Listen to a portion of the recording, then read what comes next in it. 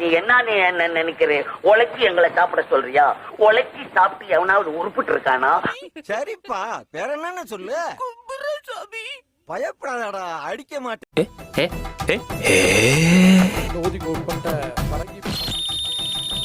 அவனை மாட்டாடா என் பம்பர கட்ட மண்டையா. கூட்டத்துக்கே தெரிஞ்சு போச்சு. எங்கே பானர்ஜியை காணோம்? என்னைய தேடுறாங்க?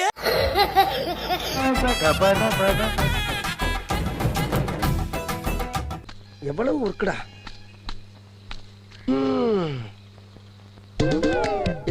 என்ன இன்னைக்கு ரொம்ப நல்ல மூட்ல இருக்கிற போல இருக்கு. இப்படி நொந்து போய் உட்கார்ந்துருக்கேன் பூரா உனக்கு நல்ல மூடுல இருக்காயின்னு அர்த்தமா? நான் ஏன் வாங்கினேன் தம்பி? போ, நான் சவால் விட்டது போது நான் சக்கெட்ட போடுறது மிக்க மகிழ்ச்சி. நன்றி. அனைத்து சட்டமன்ற உறுப்பினர்கள் நன்றியை தெரிவித்துக் ஆஸ்பத்திரி ரொட்டியெல்லாம் இப்படி தார்க்கும் போல் இருக்கு. என்ன பொழப்பு மனுஷன் இன்னைக்கு இருப்பான் நாளைக்கு இருப்பான் நாளை கழிச்சு ஊருக்கு போடாம இருக்கு. முதலமைச்சர் அனைத்து சட்டமன்ற உறுப்பினர்களுக்கும் கார் உதவியாளர் என்று சொன்னவுடன், டிரைவர் என்று சொல்லவுடன் உள்ளபடியே அனைவரும் சந்தோஷமாக இருக்கிறார்கள். ரொம்ப குஷியோ? லவ் ஓகே ஆயிடுச்சுல? உனக்கு ஓகே ஆயிடுச்சு, எனக்கு ஓட்டை ஆயிடுச்சு. காரை இனோவா காராக கொடுத்தால் நன்றாக இருக்கும் என்று பின்னால் இருக்கின்ற உறுப்பினர்கள் சொல்லுகின்றார்கள். ஆமா, நீ பெரிய ஜமீன்தாரு, உன்னை இருக்கு சொல்றக்கு. வெளியே போங்கடா அயோக்கிய ராஸ்கல்களா. ட்ரெயின்ல தான் வரேன். அங்கிருந்து இங்க உள்ள ஆட்டோல உள்ள வரும்போதெல்லாம் ஒவ்வொரு தடவையும் காவலர் பணியாளர்கள்லாம் கேட்பாங்க, யார் நீங்க? வேற யாரு? நான் தான் எம்எல்ஏன்னு சொல்லுவேன். ஐடி கார்டுலாம் எடுத்து காமிச்சாலும் நம்ப மாட்டாங்க. ஸோ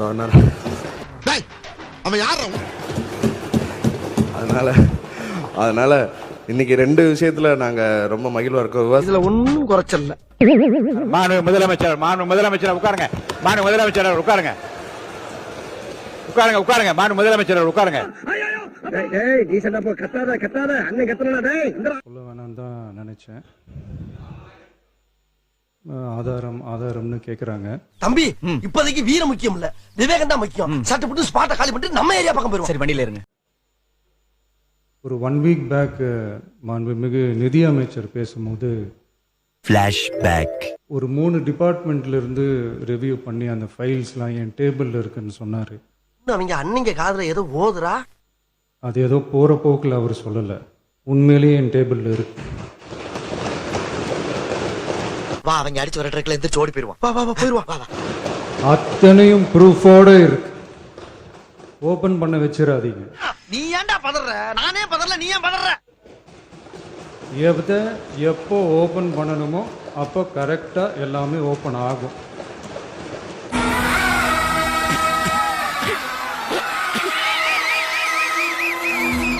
வந்து 13.22 கோடி மெட்ரிக் டன். இதுதான் நம்ம அரசுல பதிவாயிருக்கு. இவ்வளவுக்கு தான் ஃபீஸ் கட்டியிருக்காங்க.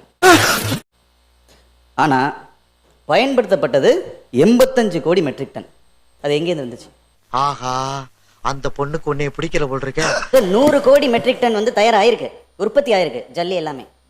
இப்படிதான் விலையை குறைச்சு வச்சிருந்தாங்களா? அதுக்கு மட்டும் பதில் சொல்லிட்டாங்க.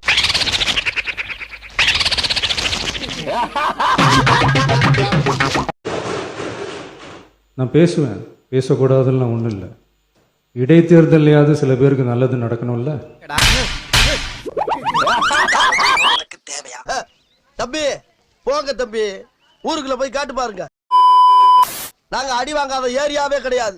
எவ்வளவு அடி வாங்கினாலும் சத்தமே வராது, ஓடுனது கிடையாது. பேசிக்கிட்டே இருந்தா என்னடா அர்த்தம்? எது பெருசுன்னு அடிச்சு.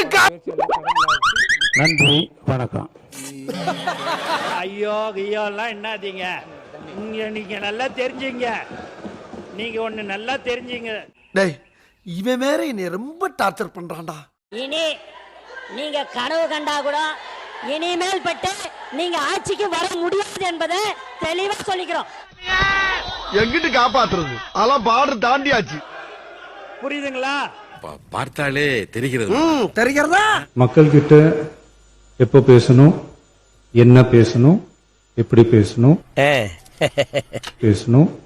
எல்லாம் பேசிட்டு தான் அன்பா ஆசையா எங்க எல்லாரையும் கொண்டாந்து உட்கார வச்சிருக்கிறோம். ஏன் எவ்வளவு அடிச்சாலும் சொர்ணலமா நிக்கிறீங்க? தம்பி போங்க தம்பி. கூடிய அண்ணன்கள் எல்லாருமே பேசுங்கன்றாங்க. ஆனா முதலமைச்சர் பேச ஆரம்பிச்சாருன்னா என்ன லுக்கு அப்படியே கண்ணை பிடிங்க தின்னு முடியும் முகரே பாரு முகரே ஆதாரத்தை காட்ட ஆரம்பிச்சாருன்னா என்ன நடக்கும்ன்றது இதுல இருந்தே நம்ம புரிஞ்சிக்க முடியும். ரெடியா தம்பி இப்படி அடிக்கிறாங்க உங்களை இப்படி பண்ண உங்களை சும்மா விடக்கூடாது. என்னங்கிறது தெரியும். கல்லணை கட்டினது சோழர்கள் காலத்துல. இன்னும் எத்தனை மழை வந்தாலும் நல்லா தான் இருக்கு அந்த பாலம்லாம். நம்ம காலத்துல கட்டுற பாலம் தான் 3 மாசத்துல அழிஞ்சு போகுது. அதுக்கு வெள்ளை அறிக்கையில பதில் வரும்ங்கறத நான் பதிவு பண்ணி மானிய. நீங்க ஒண்ணு கவலைப்படாதீங்க, டைம் வரட்டும் அந்த லூசு பையலுக்கு ஒரு முடிவு எடுப்பேன். ஆமா ஆமா, இந்த தடவை விடவே விடாதடா. என்னடா சுனாப்பானா நாக்கு நம நம நம நம அரிக்கியடா. எவ்வளவு ஒர்க்குடா.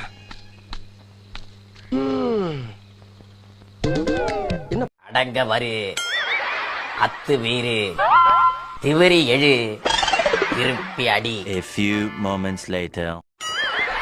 அடங்க வரு ஏண்டா தப்பு பொறுப்பட்டிருக்க?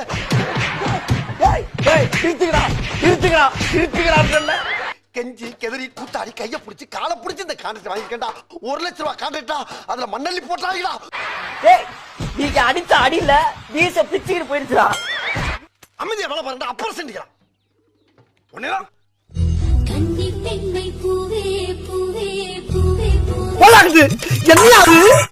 வேண்டாம்டா. இந்த பாரு, ஆசைப்பட்ட வாழ்க்கை கிடைக்கலனா கிடைச்ச வாழ்க்கையை ஆசைப்பட்டு ஏத்துக்கணும். திரிஷா கிடைக்கலனா Divya. Super super super super super super. இது என்ன பிரமாதம்? இதை விட பெசலைட் ஒண்ணு இருக்கு.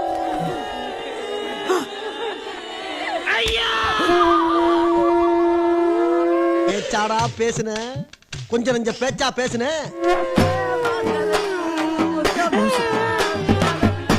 இந்த சமூக வலைதளம் சோசியல் மீடியாவின் மூலமாக ஒரு அபாயகரமான மோசடி கட்டமைப்பை உருவாக்கி என்னங்க எனக்கு ஒண்ணுமே புரியல. அதுதானப்பா எனக்கும் புரியல.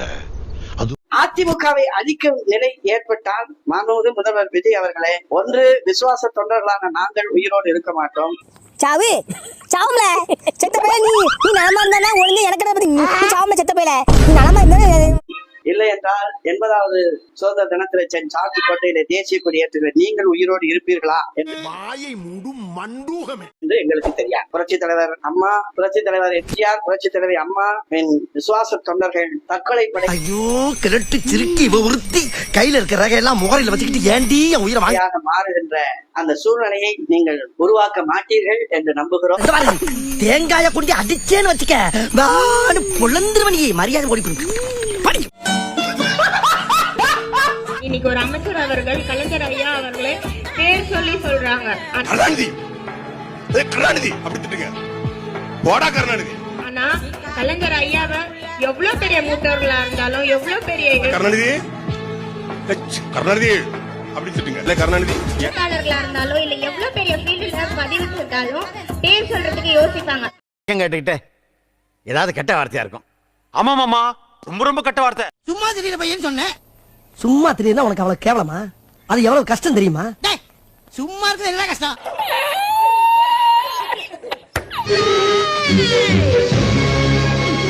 ஏண்டா மாப்பிள்ளை என்ன மப்பு இருந்தா இந்த ஈஸ்வரி மேல கைய வச்சுட்டு நீ பாட்டுக்கு போய்க்கிருப்ப. செய்யறதுக்கு வேற சாம்பாரா சாமியாரமா? எப்போ என் மேல உன் கை பட்டுச்சோ அப்பவே நீ தாண்டா எனக்கு புருஷன். என் பகவான் மேல யாரு கையாவது பட்டுச்சு இந்த வெள்ளிக்கிழமைய சேலை மேல கை வச்ச, அடுத்த வெள்ளிக்கிழமைய உடம்பு மேல கை வைப்ப.